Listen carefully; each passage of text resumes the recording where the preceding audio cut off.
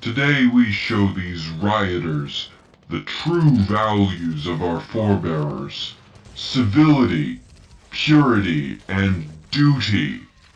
Cybertronians, march! Civilize this.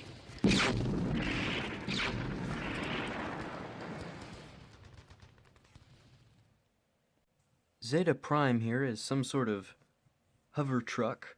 Well, some sort of hover vehicle.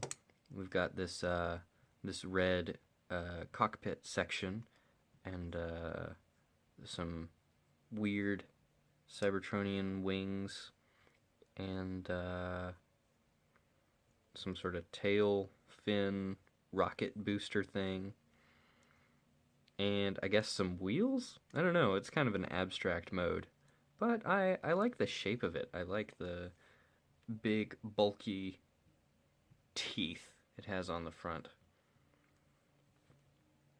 I actually built a second vehicle mode. This one was the happy accident that followed the first vehicle mode that I built for Zeta Prime here.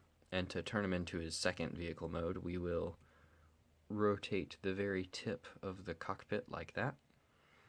And then we will swing this chunk up and under, and we'll do the same on this side as well. And you can kind of see where I'm going with this. And then these fold forward, and these things, which are on a single stud friction, can actually slide over top. That is not good Lego technique at all. But, you know, it works in the real world. So here he is in his more Earth-like truck mode. He's got a grill and some headlights. And 6 wheels, 3 pairs of wheels. We've got wheels here, here, here, and then on the other side as well. He's still got that funky rocket booster on the back and some weird ladder shape, so it's not a very convincing Earth truck mode, but he fits in the lineage of primes as in having a truck mode. For size comparisons, here is his truck mode next to all his predecessors. And a bunch of minifigures. To transform Zeta, we first fold out these wings. We'll fold these out too, kind of splay those out. And then we will kind of bring the truck mass down to form a pair of legs. And we're mostly done. We'll flip him over and stand him up, and you can now see his very scary face.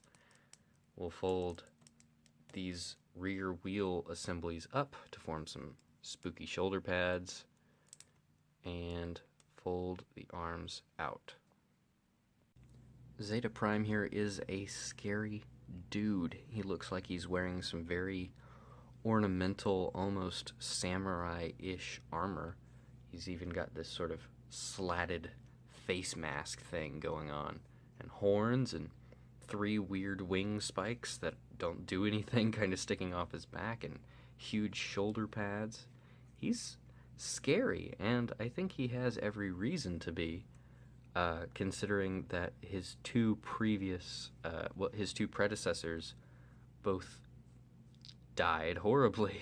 So he's trying to scare people off. Sentinel went for a lot of armor, whereas Zeta kind of goes for a spooky factor to protect him. Articulation is also pretty limited on this guy, with a head that can swing a bit more than Sentinel, because he doesn't have the enormous shoulder pads he had. A bit of arm twiddlage, but he can't like even point forward because of all his chest armor. His legs can swing forward, so you can have it like he's doing a judo kick. So that's his actual self-defense, just judo kicks. And other than that, that's it. Like, you can kind of arrange his back wings, but he's mostly there just to stand around and command people and point at the floor. For size comparisons, here is Zeta Prime next to all of his predecessors. What happened to Sentinel Prime's head? Anyway, here's a bunch of minifigures. Overall, I'm satisfied with Zeta Prime. He fulfills my role that I have for him, which is to look a little bit like he does in the comics, and also fill up my lineup of Autobot Supreme Commanders. I really hope someone follows this guy who will help lead Cybertron to peace, and not peace through tyranny, but peace through freedom?